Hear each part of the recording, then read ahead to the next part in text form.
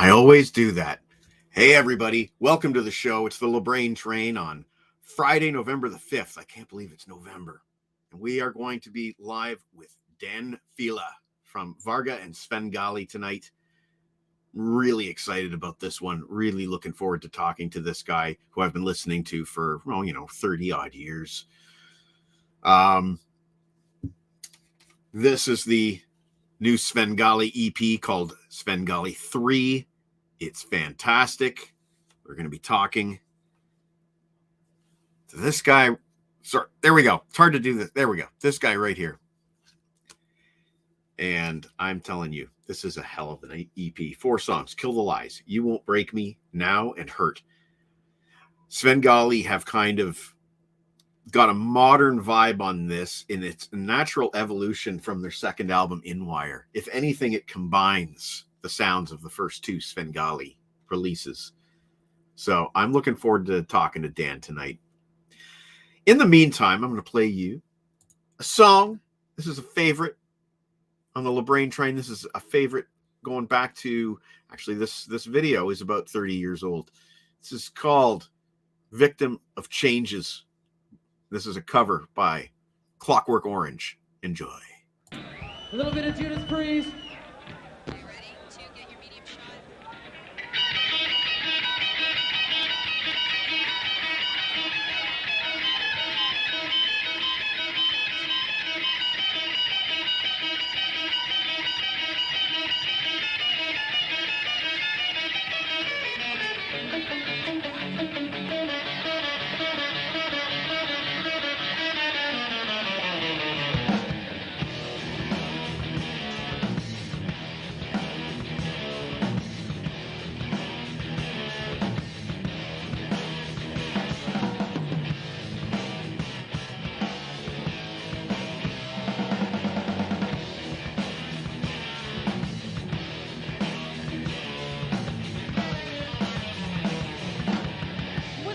Don't you know that you are driving me insane?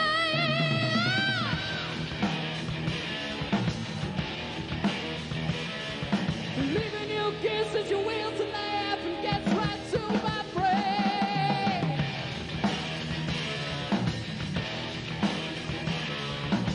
You try to fight your way through life, try to get to new direction. Another woman's got a man. She can get you lose infection. Oh yeah. Things are love, but you ain't got so. Things are better when she's smooth.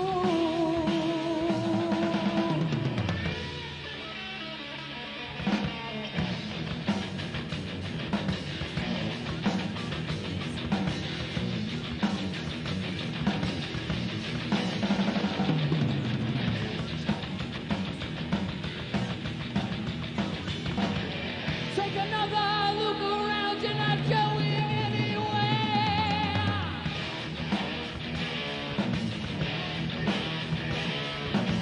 You realize you're getting old, that no one seems to care.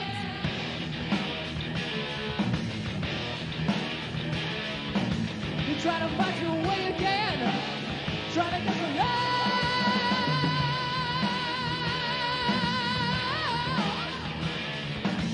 Another woman's got a man. She can get you.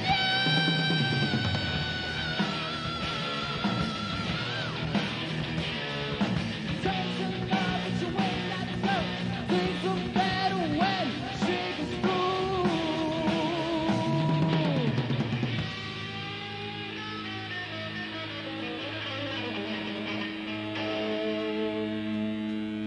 You man, fool man, waste some. I want to know what is the wine. Get up, get out. You know you really feel it. I've had enough. I've had enough. Good God, fuck me.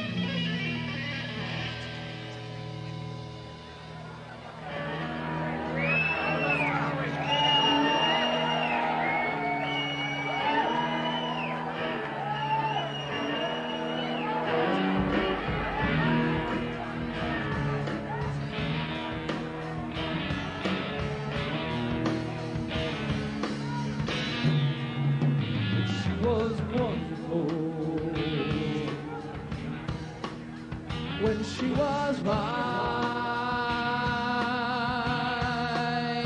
and she was wonderful when she was mine. Changes come over her body. She doesn't suit me anymore. Changes come over her body. She doesn't suit me anymore.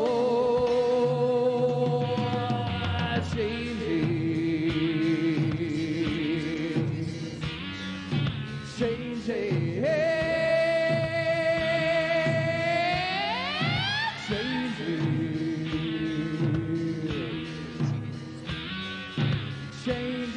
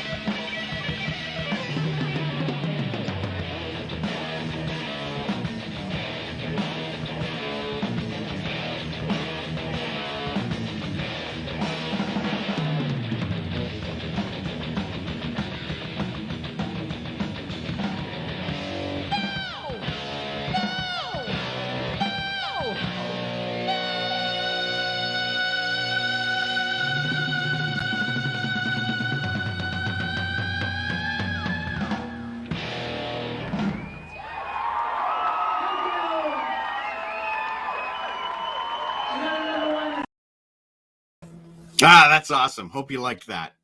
I'm going to bring on my partner in crime tonight, Mr. John Snow from Too Loud Too Old Music, and we are going to do an unboxing. Hey, buddy, how are you? Wonderful. How you doing? I am doing fantastic. Yeah. I am so happy that you joined me tonight, my friend. I'm glad to be here. It's been fun going through all this stuff. You're kind of coming into this cold. You didn't really know these two bands that we're talking about tonight, Varga. Now and Sven I'm Gali. very familiar. I've ordered one of the albums so far, and I'm a fan, so we're good. I'm glad. I'm going to do an unboxing here. This is a brand new release. I don't even think buyers have it yet. I got a advance copy from Slash Puppet. And you can get this yourself if you go to Myth Entertainment on Facebook. This is the brand new Slash Puppet compilation album, Studs and Gems. And I have been really looking forward to this. I have been a Slash Puppet fan since day two, let's say, about 1990-ish. Oh, wow. Look at this. Look at the artwork. This is fantastic. Very nice. Slash Puppet were a Toronto band in the early 90s that really, they had a shot, they had a serious shot, but grunge kind of changed everything. And they ended up putting out a cassette with 8 songs and an EP with 6 songs. And this combines the best of both with a brand new song called Stranger Danger live, which I've never heard. I've never heard of this song called Stranger Danger, this unreleased track. So I'm very excited. Thank you, Myth, for sending me this. I'm going to be reviewing this as soon as possible. And yeah, I am super psyched. Thank you. That's awesome. When does it come out? He's taking orders now. Oh, okay. And he is he's sending them out as soon as possible. Oh, okay. So that's Myth Entertainment on Facebook. Check that out.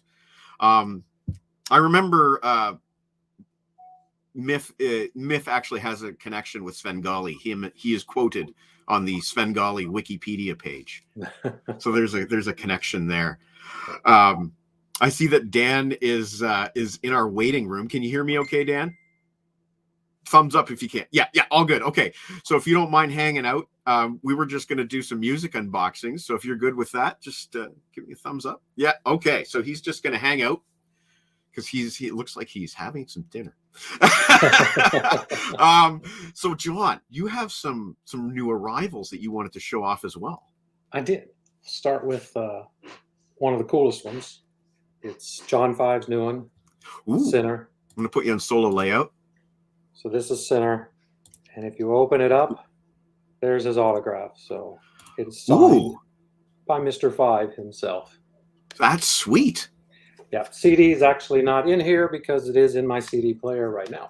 So Nice. So that was one of the cool things. But one of the really cool things I got, I want to give a shout out to Mr. Jeff Stevens. Yeah. I have to show these off. Okay. Oh, yes. I know what this is. Can I do that real quick? Let's do it. I know what Okay. this is. We got from Mr. Jeff Stevens 8 tracks. We got Kiss, Double Platinum, Kiss Alive 2, one of the Kiss originals. What? Yep. That was made on 8-track? Made on 8-track. This is number 1 of 2. Wow. And then Destroyer, Kiss Alive. I have that. You have this on 8-track? That's the only one I have. That is cool. And then Hotter Than Hell. So, Oh, and I'll do a post on these and go into a little bit more, but I just have to give a shout out to him for sending those because yeah. that was awesome. That is sweet. Yeah, I can't nice believe addition that. to the Kiss collection. And it's going to make me now buy more. That now, if I know the story correctly, that batch of 8 tracks originally came from Aaron from Keeps Me Alive. Yep. And was sent to you. Some sent to you, and I know that some were also sent to Tim Derling, who's got the 8-track book coming out. Oh, that's right. I ordered that book, so Yeah. I'm waiting for that one. So yeah, I mean I've got other stuff, but those were the 2 really cool stuff. That is really cool, man. That's exciting. I love all kinds of crazy audio formats. Back when I was first listening to these 2 bands that we're mostly going to be talking about tonight, I was consuming my music mostly on cassette. Actually, you know what? I'll show this off real quick. I have somewhere in my box of cassettes here. I have there it is. This cool Sven Gali promo cassette, In My Garden. Nice. 3 tracks: Freaks, In My Garden, and Here Today, Gone Tomorrow. Promo only, not for sale. I got this, I think, from a mail away from Meat Magazine, which you did not get back down there in North Carolina. No, I'd never heard of it until I met you. Yeah. So real quick, before we bring Dan on, let's just talk about your experience here, because I was looking for a co-host tonight, and you volunteered, having never heard Sven Gali or Varga. No, I mean I'd heard of Sven Gali, but you never heard the tunes. but I never listened to anything. Right. And Varga, yeah, I think I might have heard the name, but they didn't, other than being on Beavis and Butthead with one of their songs, I hadn't really heard anything from them. I didn't know that. But now I've listened to every album he's been on, whether it's Varga, Sven Gali, Hypodust, whatever I could find, I found it. And yeah, I'm a fan. He's one hell of a drummer. Yeah. And to go from that metal sound to a rock sound with the different bands, he crosses over very nicely. I was watching this afternoon on YouTube a drum version of one of the, I think it was Far East Super Slaughter. It might have been a drum version of that, and I was like just watching it, and it's like on the feet. Yeah, when he kicks in the double bass. Yeah, it's like, how the fuck do you do that? But we'll find out tonight. We'll find out tonight. But on the other hand, like, and this is the kind of stuff I'm looking forward to talking about. You listen to something like Prototype, and it's a very different style of metal. Yeah. Same band, but bringing in those interesting loops and samples and playing with that groove.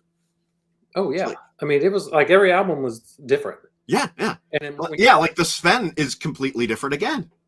Oh, from listen, because I did listen to their debut, because I wanted to get a contrast between what they sound like now and back then. It's two totally different bands. You can hear the same sound, but I really like the new EP. So I did order that. Again, That's you just bought it. Yeah, it won't be here till Monday, so I didn't get it in time, and it looks just like that. Yes. It looks just like this. Yeah, and I'll also show off this little. It's not really showing up on camera. It's a Sven Gali guitar pick necklace. It's got the Screaming Skull logo on one side, and then on the other side, it's a little tribute to D. Sir Neil, their late guitar player who passed away. Geez, not quite 10 years ago. I was going to say, I think maybe 9. Yeah, it was 2012, I think. Right. Yeah, but the band have soldiered on in his honor, and that's amazing. Yep. Actually, earlier this week, I just put out one of my VHS tapes. It was an interview with D. Sir Neil at one of the Phase One studios in Toronto, and he was with Russ Dwarf and Gord Pryor from Blue Bones, who are two more Canadian bands. And another thing is, I know Dan is passionate about Canadian bands, so I'm really excited to bring him on. Before we do that, I'm going to run the theme song. Of course. The intro song. It's time. It's almost 7. This is a brand new video that was just made by T-Bone Erickson, and it is my absolute favorite intro video he's ever made. There's so many familiar faces in this. You are going to love it. So welcome to the Little Brain Train, everybody. We'll be up next with Dan Fila.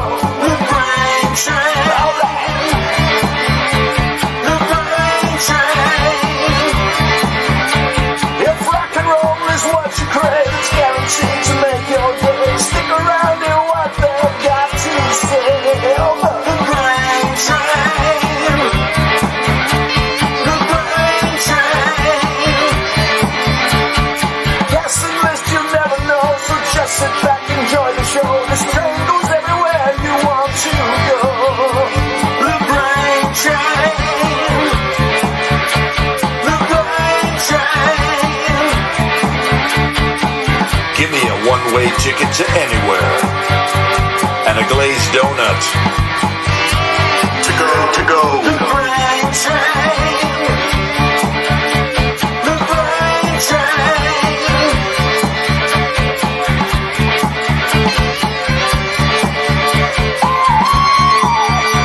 All aboard.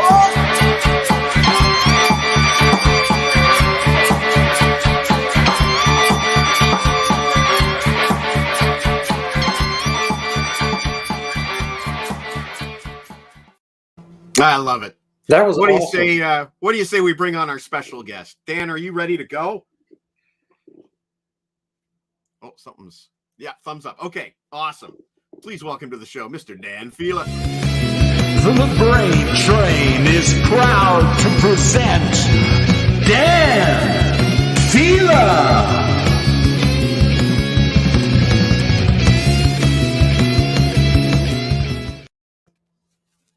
Hey. Hey, buddy. How's it going? Good. How are you tonight? I'm great. Thank you. Awesome. Thanks for coming on, man. My pleasure. Those are some beautiful symbols you have behind you. Yeah, they're all broken. Nice. They've passed their warranties. Actually, there's like 5,000. There's $2,500 worth of symbols up there. Wow. Yeah. Have those been on records and tours and the works? Yeah, my symbols take a beating. Yeah. You don't say. Yeah. Yeah. Well, hey, if you don't mind, why don't we kick it off with a viewer question? Cool. What did Dan have for supper tonight? Pizza. Awesome. On a serious note, though, Sven Gali 3, this kicks ass. Yeah. 2 weeks ago, this guy had never listened to Sven Gali. Now he's a fan. He's got the CD in the mail. So kudos to you. Yeah. Thank you.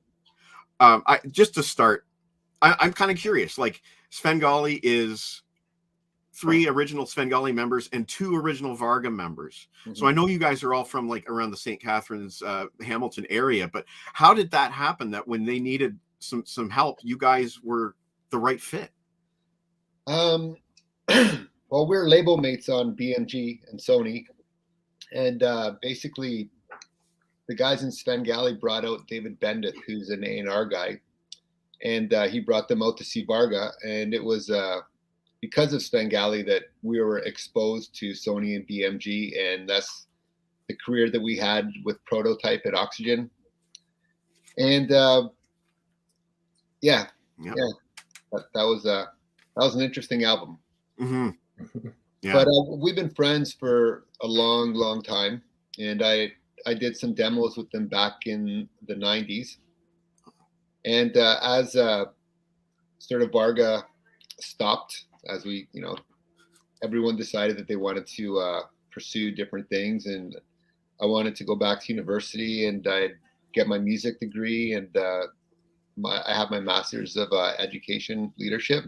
Wow. So yeah, I believe, schooling and being a lifelong learner is something that's very important to me. And I guess that was a time, like you said previously, when you were talking about Slash Puppet, when Smells Like Teen Spirit came out, all the buildings, the record company buildings in LA just went, doop, flipped everyone out. And it's not necessarily a bad thing. There was a lot of really bad music being made. Yep. It turned out to be very corporate. And the sad thing is that grunge ended up being exactly the same thing. So it's, just how music goes. It's very cyclical. Yeah. Great bands came out of grunge, Mm-hmm. no doubt, Nirvana and Dave Grohl and, the late, great Chris Cornell and all the music that he's done. So then comes around the next phase is the Hypodust phase. Yeah. And that was with a couple of really good friends of ours named Julius Buddy and Terry DeAndrea, and another friend named Marco Lubarda. And we're at the first the Varga stuff had kind of like a touch of industrial to it. Mm-hmm. And then Hypodust was just like Terry was this crazy crushing guitar player. He just had these monster riffs, and it's very hypnotic and very heavy. And Hypodust we toured Europe twice in 2004 and 2005. And again, life goes on and people pursue different things. And I was come the year 2017, and it was around Christmas time, and I was at my fiance's house, and I was playing Sven Gali. And I, this whole time I'd been jamming along with the records, and really enjoying, the band, from a different perspective. And I said, I would really love to be in this band. And she said, why don't you call him? So I called Dave. Wow. Yeah. So I called Dave, and I get Dave on the phone, and him and I are talking. And, it's not us helping them out. It was me convincing them to let me join their band. So Dave came over, and we had some beers, and we were talking. And then he invited the bass player, Sean, over, and we started jamming, and it just felt really, really good. And from there, we went on, and we needed a second guitar player other than Andy, the original guy. And we tried out a couple of guys who had, successful careers and had big names, and they had big egos on top of it. And so they did not cut it. If you have a big ego, you'll be able to, play your parts. Like Yngwie Malmsteen has a big ego. Yeah. Well, he's allowed. Yeah. You know what I mean? Eh, So then while we're in New York City recording Kill the Lies with David Bendith, David produced the first Varga record and the first Sven album. Yeah. And he said, why don't you guys just get Sean to join the band? And basically I could throw a rock from my house and I could hit Sean's house. And it just never really even clicked to me that, you know, A, that Sean would want to do it, and B, that, you know, that this is something that would work with the Sven guys. So actually it worked out very, very well. Sean came in, and Sean is a very quiet guy, soft-spoken, no ego, and he can play the guitar like there's no tomorrow. And he fit in really well. With Sven Gali, there's the very hardcore, I don't know if they're hardcore or right-wing group of people who didn't want us to go on. Right. The passing of Dee. Right. And, you know, at the beginning of it, you know, we're getting a lot of hate messages, and, you know, I was getting a lot of stuff from people. Oh. And, you know, my answer was always, you know, Dee was a friend of mine. Yeah. So it's like, you know, we're not trying to replace what Dee did. We're trying to carry on his legacy. And I know that Dee would approve of what we're doing. We're making music from the band that he started. Yeah. And Sean's part in the band is not as a replacement for Dee. Dee is irreplaceable. He was, you know, I've never really met anyone like him. He was a faucet for music. The demo sessions I did with him is like the ideas literally poured through him. And it was something to see.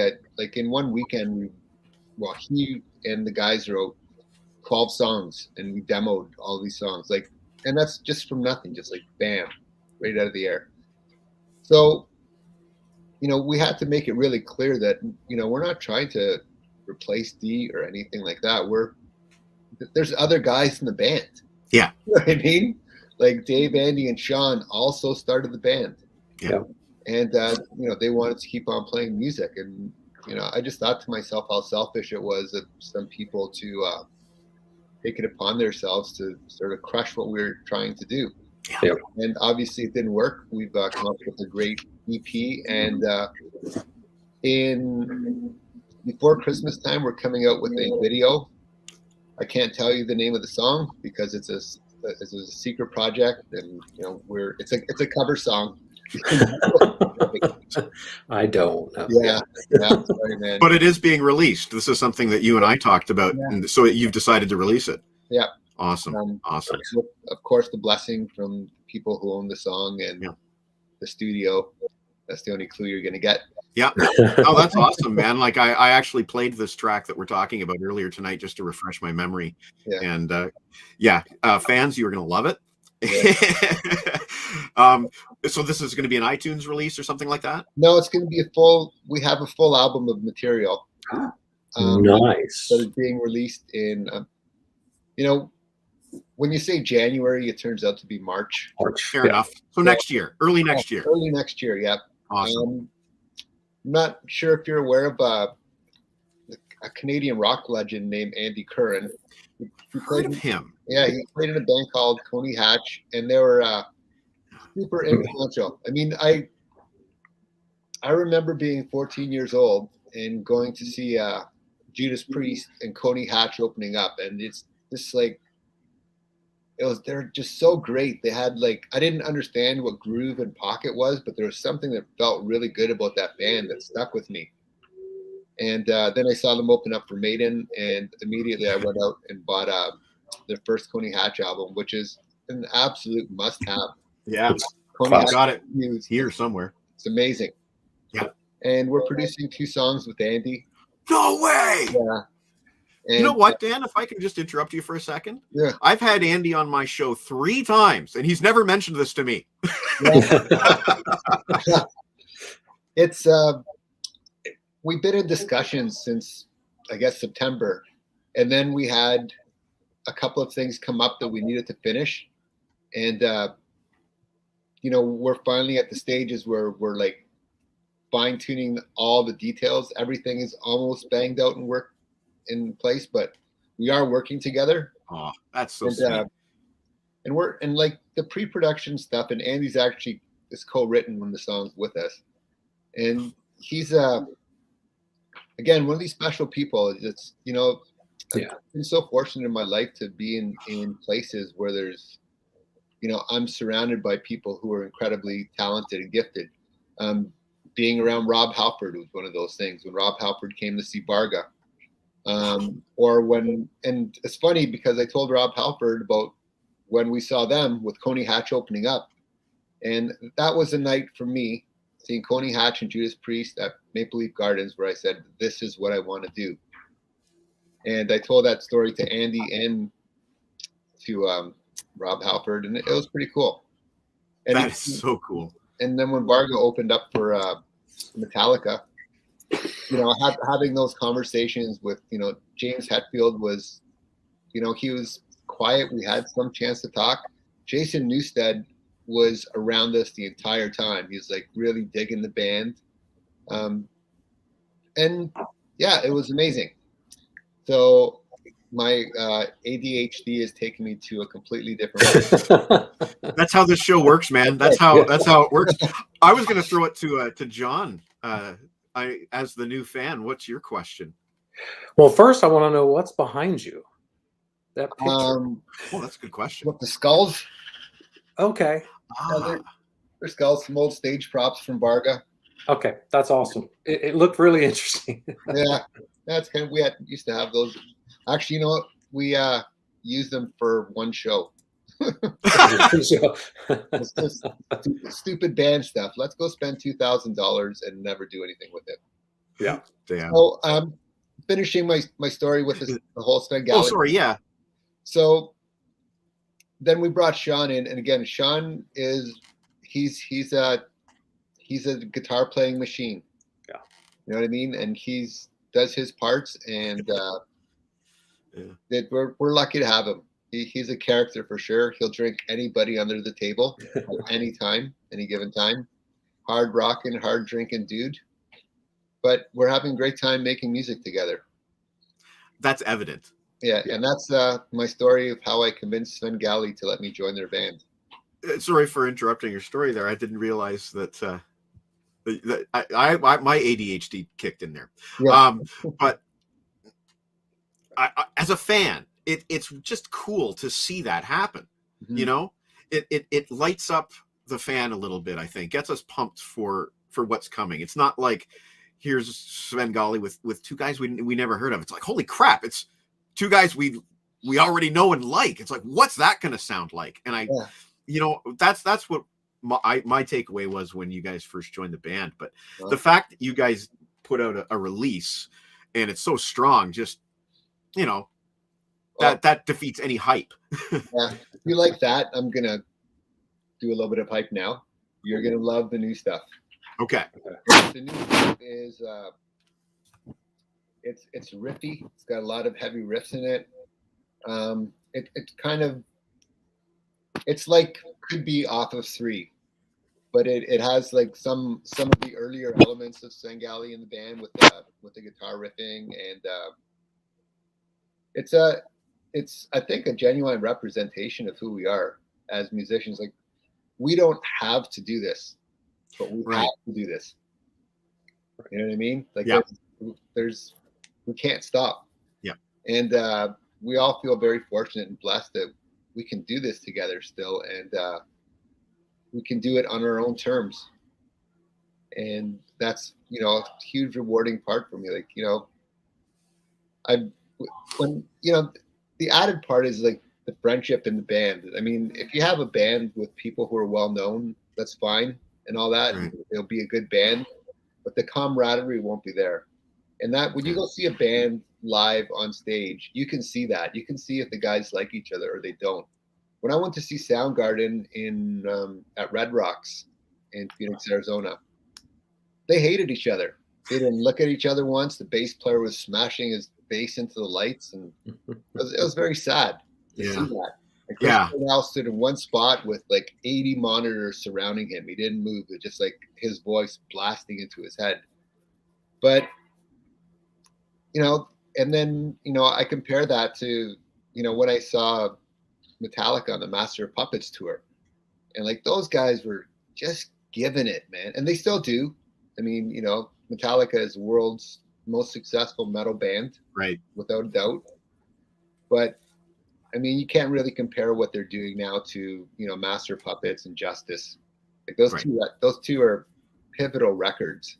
And I saw both of those tours, and holy crap, like that's when you saw that energy of like, we like each other. We'll fight each other. We'll fist fight each other, but we love each other. We're brothers. And that comes across on stage. And with Sven, we're friends. And, Dave and Andy are two very close friends of mine who I confide in when I have things going on in my life. And they've been there for me a couple times. And yeah, they're great guys. That's so nice to hear. Mm-hmm. John, did you want to ask a question? Well, I did. I wanted to talk with about your drumming, because with Varga, you're just a freaking beast. The double bass drum going, Hypodust even more so, and then to go from that metal drumming to Sven Gali, which I think is more of like a rock drum sound. How did how did you do with that transition? Was it easy? It was 3 years long. 3 years. And I'm still working on it.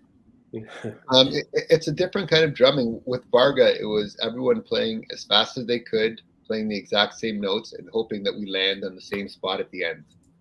That's the return of the metal and Enter the Metal albums. Right. Prototype was heavily produced. Again, David Bendith introduced myself especially to the concept of groove. And at that time, the Black Album came out, and he would sit and we would listen to it together. And he'd say, "Listen to the snare drum in Sad But True," and it's so late. Like the snare drum is so late that it's almost into the next beat already. And he opened up my ears to really listen to music. And with Sven Gali, the idea isn't, my technical, whatever it is. It's the vocal. And playing to the vocal is an art form onto itself. There are very few drummers who could do that and yet keep the band together. So, for example, I wish I could tell you the name of the song that we just recorded. But that song that we just did, you'll hear it. The video will be out in December. Is a song that I had the opportunity to spend like 2 months working on. And every note in that song has meaning.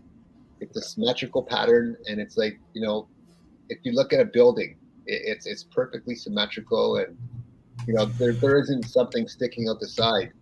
And that's what my goal in drumming now is, to have every stroke mean something, and to catch the vocal and to catch the riff, but without tripping people up. And that's really hard stuff to do, and that's why we brought Andy Curran into the project. That's exciting. He did that with Coney, and I'm so excited to get into the studio with him. A guy named Vic Florentia is recording the tracks, and we're doing them at a studio in Toronto called Metalworks. Mm-hmm. And Vic is a Juno-winning engineer, and we're going to get some great tones out of him. And again, getting back to the question of transitioning to drumming, I don't really listen to metal anymore. Like the new metal stuff for me, it's at the place where the old metal stuff was. It's very prescribed. You have the really scream, then you have a nice chorus, then you have super fast double bass, like unhuman double bass that's put through a computer and quantized. And I don't have any desire to listen to that kind of music. I appreciate it. I think it's great. I come from a different time in music, man. I come from a time where you sit in a room with people and you play for hours and hours, and you sweat and you work until that song is there. And that's what we did with the last song we recorded, and the other songs as well. I mean, Man, You Won't Break Me off 3.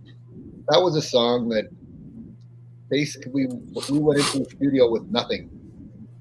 Right? Hey, Troy, what's going on, brother? Anyway, we went into the studio on that one without a thing. And it was the longest week of my life. Wow. Yeah.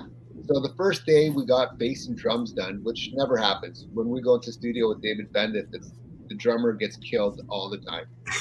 So after Prototype, I needed to go into therapy because I was just, David he's an incredible talent, but he's not going to let you get away with anything. And he told me that day, and I still remember, he goes, I know that you're pissed off right now, but 20, 30 years from now, you're going to listen to this stuff and you're going to thank me. And he was right.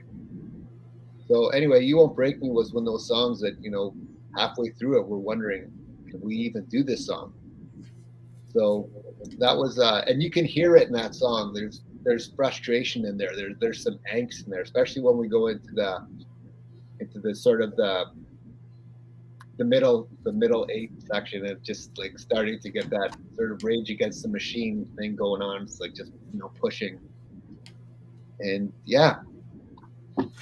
So I love listening to you talk about music and these things that you hear in the music, and the fact that you're an educator.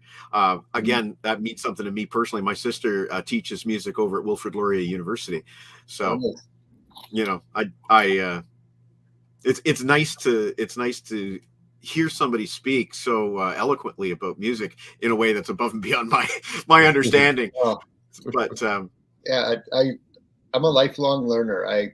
It's interesting with music is I find the more I know, I realize I really don't know anything at all. And then I like to, man, am a huge fan of Neil Peart. And he was working on this technique, and it's like fluid motion. And it you watch it and it's just like things are moving all the time. Yeah. And that's how you can increase your velocity of playing, and when you're doing fast rolls, that's how you can get to those without having all those stick clacks. So that's something I've been working on, for the past year and a half as well. If you watch me doing it, you're going to think like, this guy's an idiot. What is he doing? He's just like waving his arms around like that. But you do that, and I've noticed a huge difference in my playing. It's, there's my left hand. Normally a drummer's left hand is weaker. And, I've managed to get the velocity of my hands to work. Yeah. And, just watching people play, I'm doing a show. I'm playing also a Judas Priest and Iron Maiden tribute band. I was going to ask about that. Yeah. One of the guys is actually on, Troy Ellis. He's a great guitar player, great guys. And the thing with me is, I always need to play. And with Sven, where everyone has very busy lives, but we make time for it. But as a drummer, with COVID, this was my prediction: is out of COVID, drummers are going to either come out of it great, or they're going to stop playing because they've lost it. Drumming is not something that you can not do for a year and come back and play. It doesn't work like that. It's muscle memory, it's tone, it's it's so much work. And during COVID, I spent the most time I have, in my life since I was in university practicing. So it was great. I'd be working remotely. I'd be in my pajamas. I'd, teach my lesson. I'd go downstairs. I'd practice for an hour, go upstairs, the same thing, go back downstairs, do the same thing. And I had a great routine. And just, watching different drummers and playing with different people is great too. Right. Yeah. I know I watched your Subdivisions drum video that you made a few months ago. And I know you were, I read in your description that you're, critical of this part and critical of that part. And the whole time I'm listening to it, I'm like, sounds great. I really love the artist perspective. Yeah. Well, that song, the drumming in that is good from far, but far from good. You're going to take a closer look at it.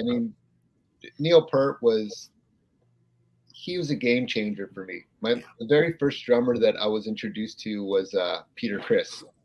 Yeah. So one of my friends in grade 4, his name's Daryl Kyle. Like, I haven't seen him since high school, but he brought Kiss Alive 2 to school for me. And I opened up the liner notes, and I couldn't believe what I saw. This guy is spitting blood, and this guy's guitar's on fire. It's like, holy crap, I have to have this. So I got completely addicted to Kiss. I still am. Yeah, same here. And again, going off the tangent, as I tend to do, in the liner notes it says Kiss uses Gibson guitars and Pearl drums because they're the best. And a month ago, I signed a deal with Pearl drums. Yeah. And I mean, that wouldn't have happened without a very good friend of mine named Brett Nemi, who plays in the only sanctioned Metallica tribute band called Sandman. And I know him from Helix. I saw him with Helix a few times. Helix. Brent and I have been friends for a stupid amount of time. And he's endorsed with Pearl, and he hooked me up with Peter. And I don't think Brent was going to let Peter say no. He kept on calling him and saying, you have got to talk to this guy and listen to his music. And Peter did. And then the following day he called me, and we banged out our deal, banged out what drum set I was going to get. And let me tell you, I ordered a white Ferrari. It's it's everything I've ever dreamt of in a drum kit, and every piece is like custom. It's taking 5 to 6 months to get made, just because of all the stupid stuff that I added to it. But I'm pretty excited about that. That's hilarious. Yeah. In the background, there's my fiance in the background. Say hi. Hello. Yeah. Good evening. Hello, puppy dog. Yes, you can. My fur baby. We love anytime we can get a puppy or a cat on the show. We're always happy to have. We're very pro pet. Yeah, Callie is 3 pounds of fury. Oh yeah.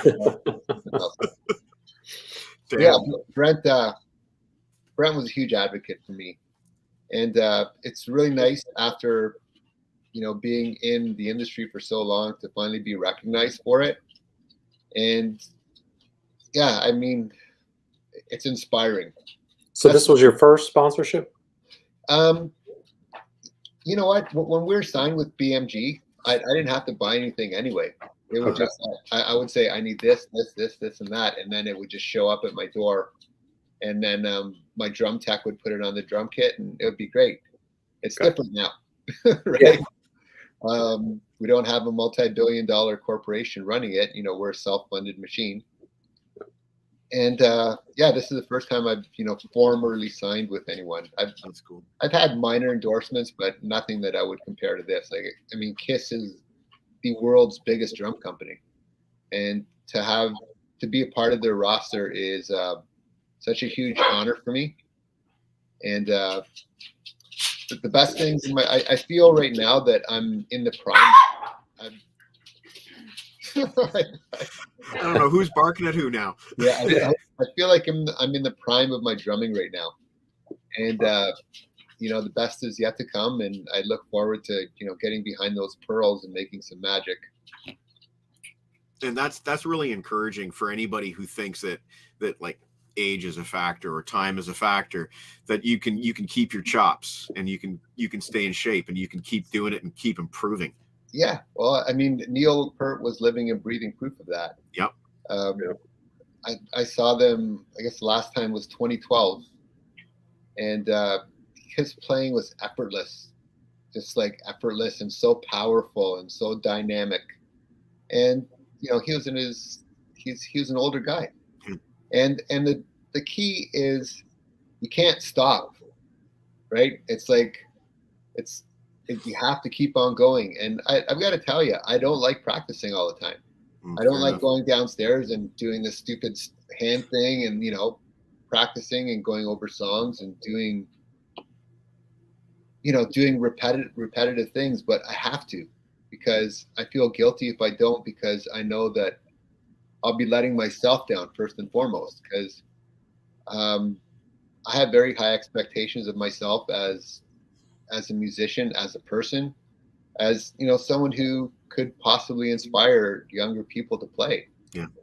And that's the role model that I'm going for. Well, that's the word I was going to use, is inspiring. So, kudos to you. Thank you. I was going to say Freddie Gruber, I think, was the name of Neil Peart's Yeah. teacher that taught him that fluid movement. Yeah. So that's really cool. Thank you for reminding me of the name, because I suck with names. It just came to my head. I mean, it wasn't there a minute ago. Yeah, and just listening to Freddie Gruber talk and just his approach to drumming, and just like he had the drumstick, and it was like he's moving it. It's like an illusion. It looks like it's like rubber. a pencil Yeah. trick. Yeah, that rubber pencil trick. And he says that's how the drumstick should be when you're playing. And then he's talking about how people play their hi-hat just that really stiff, and it's not that. It's like a push-pull motion, right, to get that 2 strokes out of that. So just learning those techniques. And it's really interesting, because when I was in university studying percussion, I was learning from a book from a French guy named Jacques Delacluse, and I still revisit that book and learn, keep on going back to the technique of him, where the drumstick is at an extension of the arm. It's like perfect. If you're playing, okay, I can equate it to this. You have a car, and one of the wheels is crooked, right? The car's not going to go fast. Mm-hmm. If everything has to be aligned. And that's the hardest part of drumming. It's like at the beginning of it, that shit is not in your head. I'm sorry for swearing. That's okay. That Right. stuff is not in your head. But that's what I'm thinking right now. I'm thinking, am I in the pocket? Am I complimenting what the singing? Am I complimenting what the singer's doing? Is there a groove? Is the groove thick? Is my motion fluid? Am I in alignment? That's not what I'm thinking when I'm playing, because when I'm playing, you can't think. It just, it comes from your heart. At least for me, it does. I don't have perfect performances, but all of my performances come from the heart. And when I'm done playing, I'm barely conscious. Yeah.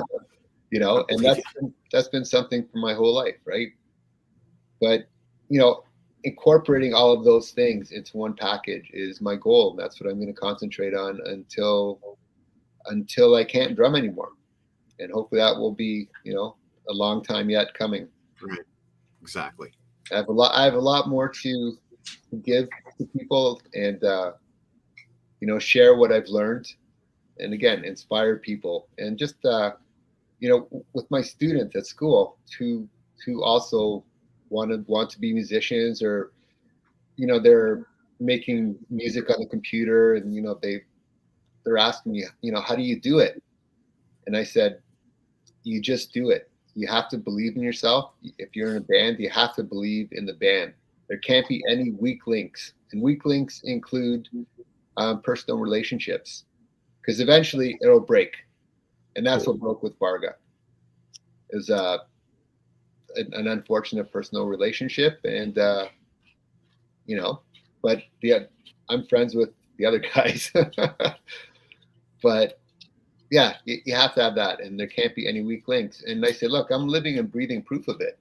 Like, I did it. I toured in Europe, in North America.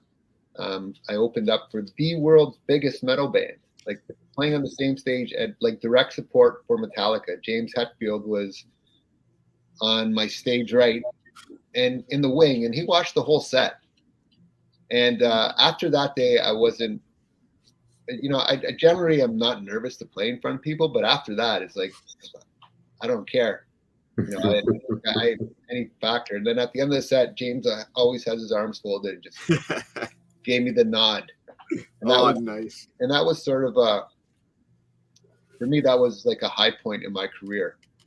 In high school, going to parties, and they'd be playing Duran Duran, and my friends and I would sneak in and put Kill 'Em All cassette. And all these new waver guys are like looking around, and we'd be headbanging on the floor. until eventually they would take us out and, you know, beat us up. And then we go to the next party and ruin that one. That's funny. Yeah, and then, you know, from going to that to actually, you know, that man was like that. It's hard to explain, man. It just like it was a spiritual moment. That's all I can say. I can I want to ask imagine. you about another one of your influences.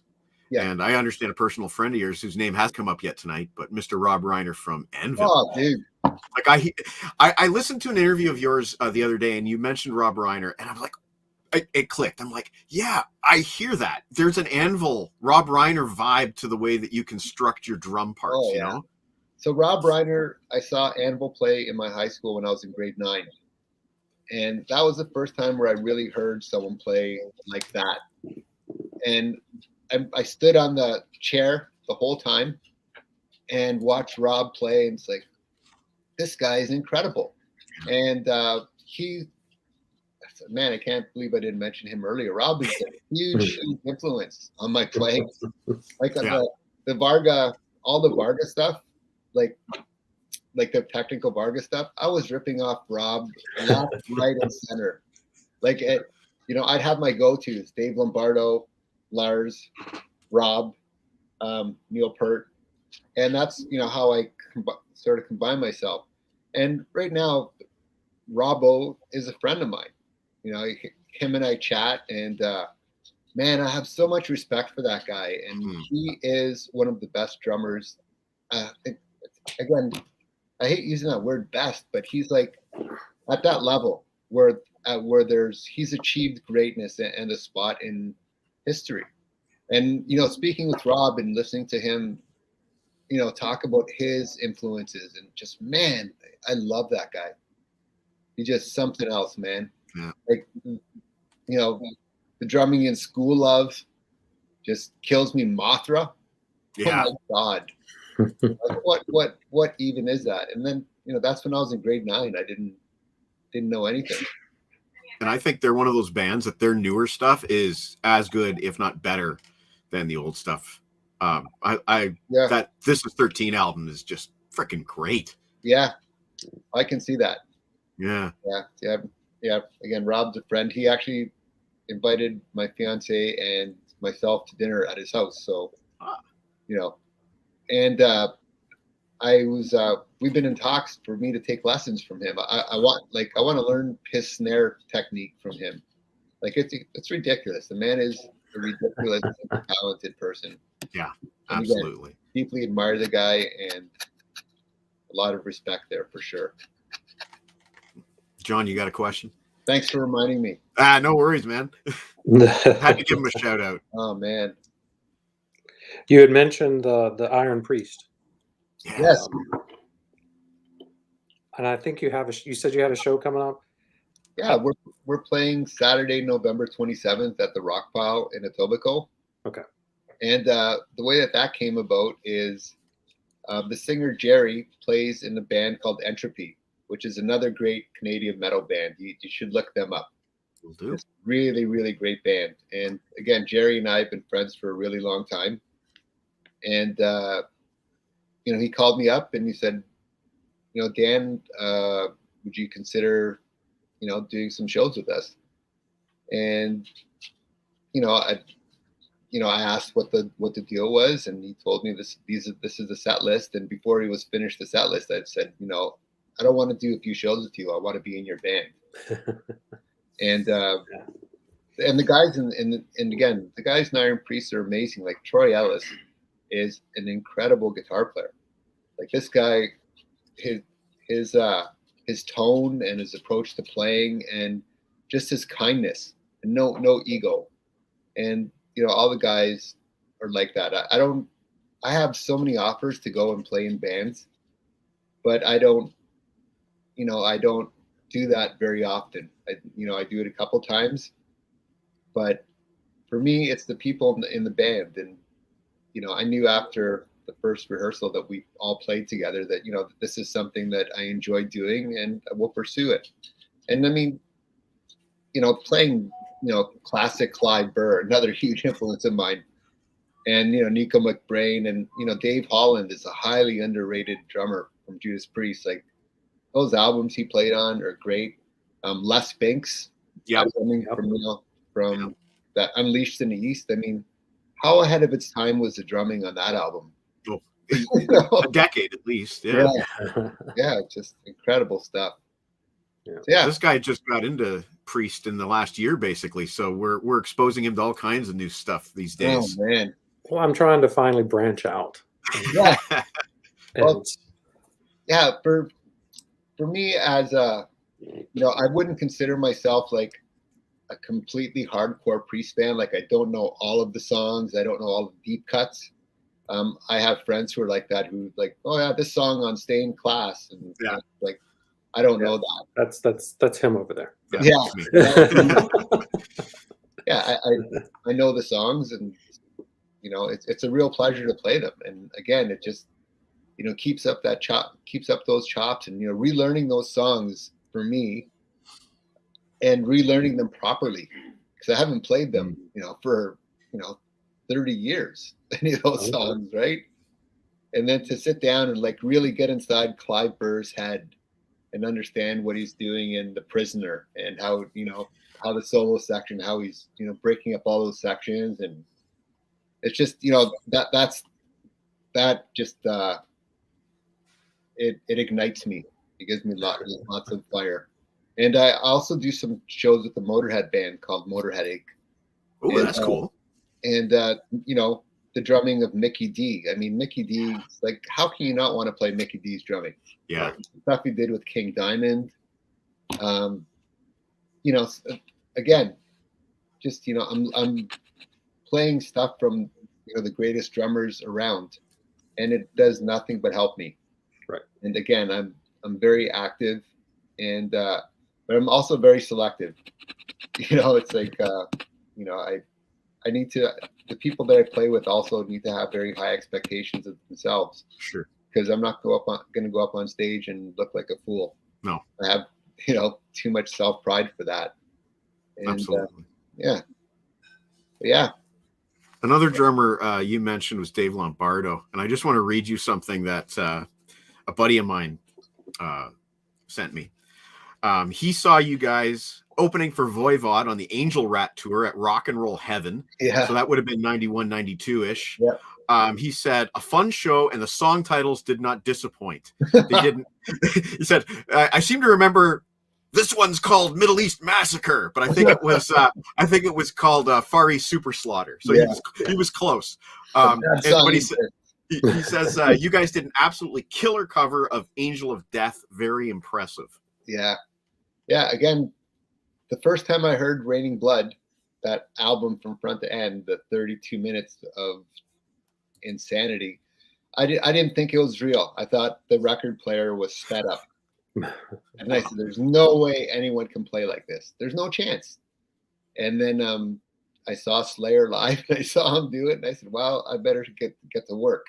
I saw what he did. I analyzed his technique, and yeah, Dave Lombardo is the real deal. And again, we're talking about the difference between guys like Lombardo and Reiner, and a lot of the newer drummers right now. And the newer guys are doing these weird techniques with their feet, so that the bass drums are just going just super fast, but there's no sense of urgency there.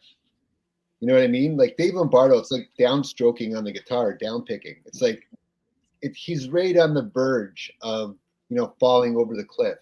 And that's how I like to consider my drumming when I'm playing metal. It's like it has to be urgent. It can't be playing metal. It's like if you're not losing your mind playing this stuff, you're not playing it right. Again, in watching I guess what year was it, 1981 or 82, when they played at the Troubadour on the Killers tour, and just watching Lombardo played Ides of March and Wrathchild, and Wrathchild is another one of those songs that every drummer plays wrong, just because it's easier to play with two hands, but Lombardo's playing all that like the really fast hi-hat work is with one hand. And that's what gives that song the sense of urgency. And whenever I see a band play the song and the drummer plays with double hands, it's like, okay, I get it that it's hard, but if you spent a month on it, working on it, you would get it. You know, I'm no better than any drummer out there on the planet at all. What I do have is a passion and a strong desire to be better, and to, you know, Yeah. if you're going to do something, try to do your best or don't bother at all. And I definitely get a sense of that from just following you on social media and your drum videos that you've been doing. Yeah. But if I may, hang on a second. I've had all these scripted questions and I haven't even gotten to them because sorry, man. it's been so. Oh, here's something I wanted to mention to you.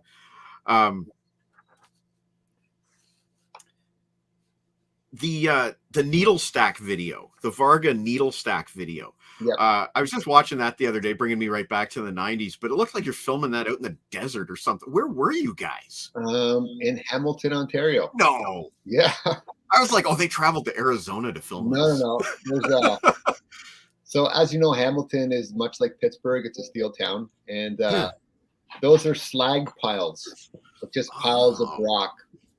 And yeah, so we got permission to shoot the video in there. And the funny thing about that video is we had to stop shooting for an hour because all of these bugs started coming out at night. And they're like, it was like hordes of these insects flying at the lights and flying at our faces. And I just remember running for the trailer and jumping in there. And like, I'm not coming out until those things are gone. That's hilarious. You know, it was funny. I mean, you know, that whole second Varga record, Oxygen, was an experiment. I think in retrospect, the songs are pretty good. There's some interesting stuff there, but it didn't capture, like, the demos are better than the album. We did the demos we had a loft studio space where we lived and we rehearsed and recorded, and the demos were way heavier. But I mean, if we were to put that out, you know, when, you know, Spoon Man is coming out, you know, the only bands that were getting away with that were Pantera, and they'd already been well established, and, you know, bands like that. And the record label they're like, we're not putting out a metal album. You can put this record out or you cannot. So at that point, it's like, you know, I was done with it anyway. I'd seen a lot of people. I met a lot of people out on the road, and a lot of them would come and talk to me, and they would, you know, tell me their problems, and, you know, I'd sit and chat with them. And I met a lot of people whose lives were destroyed with drugs or by, you know, they were abused. And I was like a magnet for people like that. They would come and talk to me, and then I love people. That's why I got into teaching. I love people, and I want to make people's lives better. And on the last night of our tour for Oxygen, we're playing in Vancouver. This is a very short story. I'll make it as fast as I can. So after the show, I would need to walk around to wind down because I was just like, you know, out there. So Vancouver is like California, the California of Canada. And there's a lot of people living out on the street. And I was going past this restaurant, and then there's this kid in a sleeping bag. It's like, mister, can you give me some money? And I'm like, I'm not giving you any money, you know, but I'm going to go into that restaurant right there, and I'm happy to buy you some food. And at that time, I had really long hair, black leather jacket. I wasn't the friendliest looking guy in the world. So, you know, but anyway, this person came in, and she was 15 years old, and she told me the story of why she was living out on the street. And it's a very sad and tragic one. And I don't want to really talk about it because it chokes me up every time. But that convinced me to go into education because people were talking to me, and I was able to help them, and they listened. And I thought, you know, if I were her teacher, I could have helped her. And anyway, I know I'm going around and around in circles, but I mean, No, I really appreciate your candor and you know, we're talking about emotional subjects here, and it's not for the first time. Speaking of Vancouver, we had Mr. Paul Lane on several months ago, and couldn't help but Get some stories. yeah, you know, it happens, but I really, you know, I just appreciate and your positivity. I really appreciate your positivity because, you know, let's be honest here. We're all been living some shitty times the last few months, and it's nice to hear some positivity. And I'm totally pro education, and you know, it's nice to see you passing that on, that passion, to another generation. And you know, there's going to be someday there's going to be another Dan Fila and a new Joe Varga, and they're going to come up and form a band, and you might have been responsible for that. Yeah, well, that's really nice to hear. And yeah, I mean, if I could make a difference in one person's life, you know, that's what is very important for me. You know, I want to leave something behind, right? And if anyone could remember me for anything, is to, you know, be a positive influence and, you know, saying that dreams can come true. I'm on this radio show right now, or TV, whatever we're doing. It's just YouTube. Let's not flatter ourselves. And we're talking about my music, and you know, how is that for a dream? Yeah. How is that for, you know, a dream not coming true? You know, it's like my dreams are coming true. And right now the bass player from Sven Gali just walked in, and we're gonna lay down some bass tracks. Well, that is wicked. Hey, Sean, how you doing? I want to say hi to you, Sean. Hey, TT. Come on over and say hi. And we're getting a bonus guest tonight. There he is, right here. Hey, bro. Hey, how you doing? Awesome, dude. Awesome. Bonus guest tonight, Sean from Sven Gali. We've been talking about your band a little bit tonight. Thank you. We're having so you guys are laying down a track tonight, I guess? Absolutely. Yeah. All right. Yeah, well, go ahead and start. We'll listen. He loves spellbound. Oh, cool. Oh, he just said it. He just said it. Oh, shit. That's okay. That's all right. It's all good.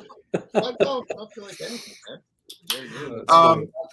It wasn't me. No, it was not you. It wasn't me. Well, Dan, I will let you get to your awesome Jan session, but I just want to ask John if he's got one more question for you. Well, no, I mean, if he's going to that, you're still teaching right now? Yep. You do? Okay. Yeah, well, that's just something you'll probably do forever. Yeah, I mean, until I retire, and then I'll find something else to do that's, you know, musically. That's musical. I mean, like I said, when I can't walk or I can't move, that's when I'll stop playing the drums. Until then, I mean, I'm going to keep on working really hard. I'm going to keep on seeking to learn, and I'm going to keep on playing from my heart. And that's the missing element is in a lot of music is that, you know, coming from the heart. You know, you can play technically all you want, but if it's not coming from your heart, it doesn't mean anything. And again, you know, playing with Sven Gali, you know, Sean is a great bass player. He taught me so much about, you know, groove and pocket, and we worked, like we sat and we worked, you know, for 2 years on that until, you know, we can play like that.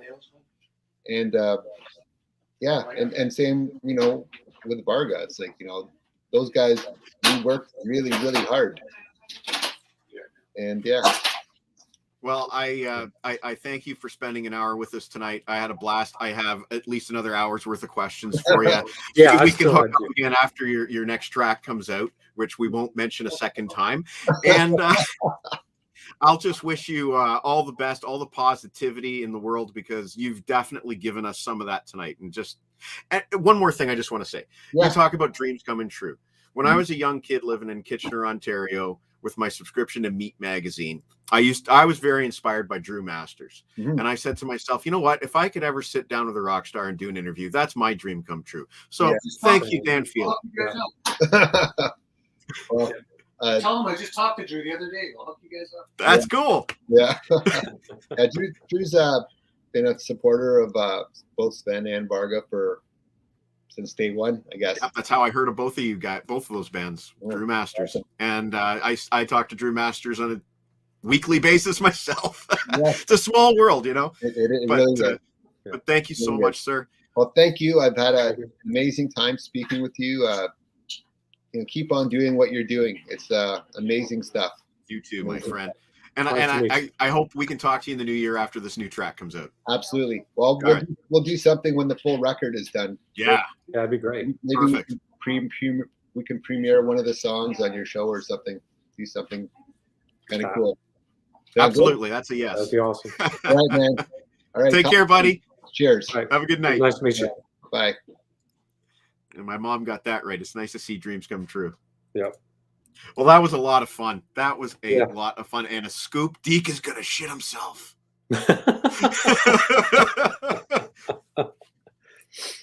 Man, I don't know. The best players are the ones that are just constantly learning. What an inspiring guy.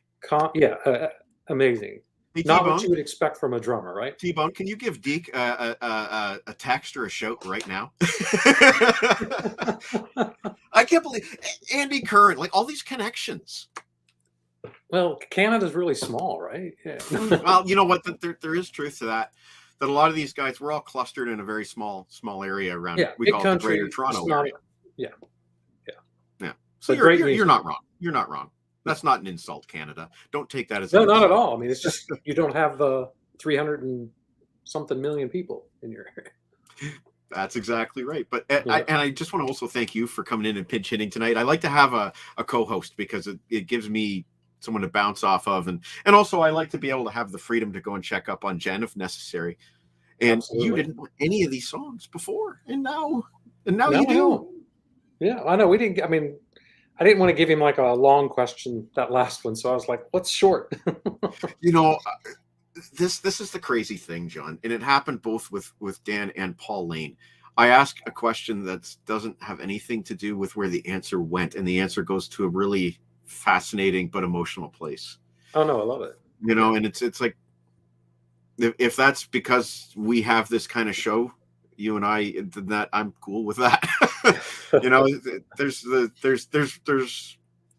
I'm speechless. So I'll Yeah, give a it- shout out to Greg Sinclair from Warren Sin, who sent me this shirt and the new CD, Warren Sin. I'm going to have Greg on in the future at some point, I think. oh, nice. Great little album. And know it's my kind of a wife- neat shirt. It's got, look, check it out. It's got the, got on the sleeve too. Oh, on You the don't see sleeve that. too. Yeah. Okay. There was nice to see my wife showed up. My sister Sure, showed up. oh, She was shit. in there. So I unplugged my headphones. you unplugged your headphones. So, that's good. I don't use them. Sorry, I was unplugged there. I couldn't That's hear okay. anything. I just cursed you out, but that's all right. Ah, damn it. Yeah. So you'll Well, have John, to bleep it out. Thanks again. You always have multiple balls that you're juggling in the air with your Cheap Trick series, and you just catch us up. Oh my gosh. I know.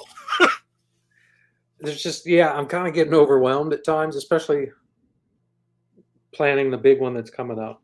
But I'm on this one for Cheap Trick, which will be a while before it comes. This is The the Doctor. The and this is a nice controversial- Japanese edition. So Oh. everything's in Japanese. That's nice. You know how Which I is feel cool. about that. I know I've started going down the rabbit hole of Japanese. So because this is my new Japanese edition. You got that on Oh, John, that's got a bonus disc. It's got a bonus disc right here. It's got here's the booklet. I've But been here's looking the- for that. Here's everything in the booklet in Japanese. How did you Where? eBay, Oh, did you pay through the nose? $40. It's mint. 40 It's bucks. it's still wrapped. There's the label and everything. When it opens, it creaks because it's never It was unwrapped, but it had never been opened. It creaks because it hasn't been opened very often. I hate mean, you, it's John freaking T. mint. No. $40, and it got here in a week from Japan. Dude. Now the only consolation to me is that I think I might have all of the songs on the bonus disc on various singles, but I'm not 100%. Yeah, but this is one place in one disc. I know. I wanted, John, I've been looking for that since it came out. I know. I was gonna just do the regular, and because you can get it for $20, and then I came across that one. I was like, $20 more. I get an extra disc. He says it's mint. It's got all the Japanese. I said, why not? And yeah, why not? Yeah, you could flip that to me for $80 easily. Yeah, I don't think I'm gonna part. I had the original. Yeah, the U.S. version. Yeah, had given it away, and so yeah, Cheap Trick's coming up. More Aerosmith. I've got a book review this coming week with Richard Marx books. His book. Oh, good. I like him. Continuing my singles thing every week, one a week, the 45s. Except we have a ZZ Top 12-inch coming up. So yeah, just a constant. And then next week I actually start the Jeff Scott Soto series. Now you won't see it till January 3rd, but I'll start writing them up starting next week. Well, as for me, I'm 3 reviews deep into my Def Leppard series. Sorry, 2 reviews deep into my Def Leppard series. I'm going to start with the early years and kind of wing it from there. Yeah. But I'm not going to start posting any until I have several under my belt, at least a good chunk, so that I can take a break if necessary. Yeah, that's kind of what I'm like. I didn't listen to Cheap Trick this week. Right. So I just had Aerosmith, and actually I've got to do my You Pick It one. Right, I always enjoy those. That's the one I'm writing up this weekend. So once again, I'm going to be reviewing this very soon. The new Slash Puppet Studs and Chips, and it's cool. Like Dan knew who Miff was. He knew who Slash Puppet was. They all know each other. Yeah, it's not it's a small circle when you think about it.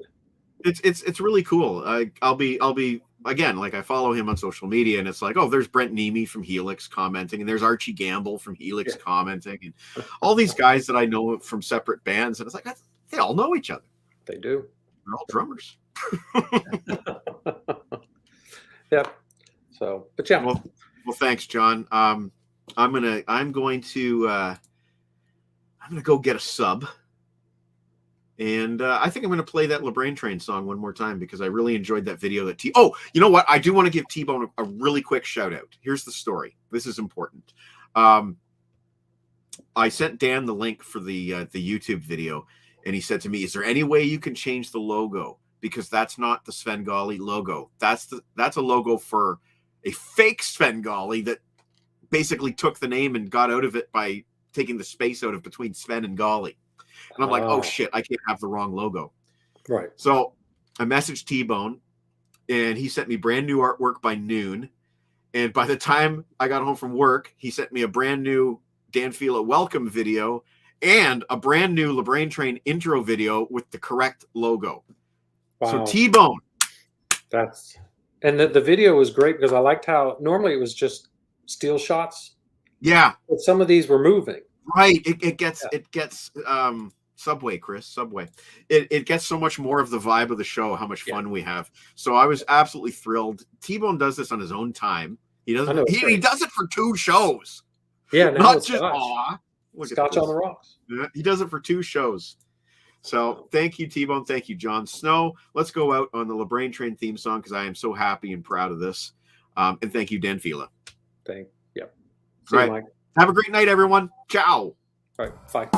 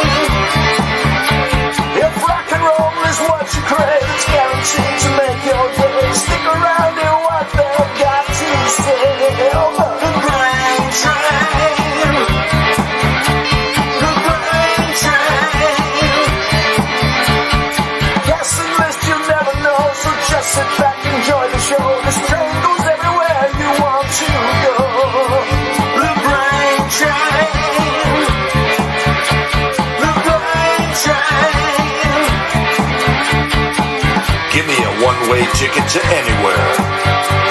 And a glazed donut. To go. The brain train.